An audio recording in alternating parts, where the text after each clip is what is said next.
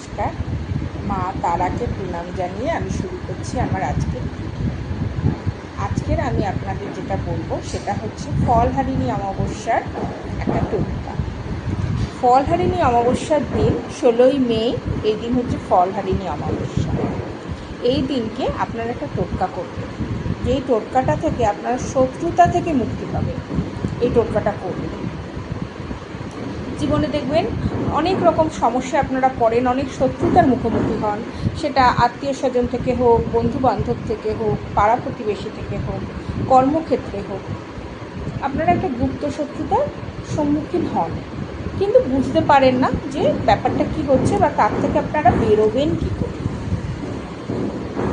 এই গুপ্ত শত্রুতা থেকে বেরোনোর একটা উপায় আজকে আমি আপনাদের আমার ভিডিওর মাধ্যমে বলব।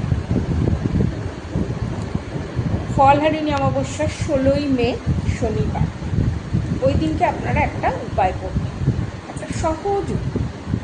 সেটা হচ্ছে 7খানা লবঙ্গ নেবেন, সাতটা লবঙ্গ নেবেন, এবং প্রত্যেকটা লবঙ্গ যেন ফুলযুক্ত হয়। ফুলযুক্ত 7খানা নিষ্পুট লবঙ্গ নেবেন। এই 7খানা লবঙ্গ একটু কর্পূর সহযোগে সন্ধ্যের সময় পুড়িয়ে দেবেন আপনাদের বাস্তুতে। একটা পাত্রে কর্পূর সহযোগে 7খানা লবঙ্গ আপনারা পুড়িয়ে দেবেন। এই পোড়া ছাইটা আপনারা যেই ঘরে থাকেন, মেনলি যেই ঘরে আপনারা থাকেন সেই ঘরের 4টে কোণে একটু একটু করে দিয়ে রাখবেন। এটুকুনি কাজ। অমাবস্যার দিন, ফলহারিণী অমাবস্যা 16ই মে শনিবার, এই তিথিতে আপনারা যদি এই উপায়টা করতে পারেন তাহলে আপনারা শত্রুতার হাত থেকে বাঁচবেন। এই কাজটা আপনারা করে দেখুন। এই কাজটা করার 7-10 দিনের মধ্যেই আপনারা বুঝতে পারবেন যে শত্রুতা অনেক কমে গেছে, গোপন শত্রুরা অনেকটা শান্ত হয়ে গেছে, শত্রুতা তত করছে না।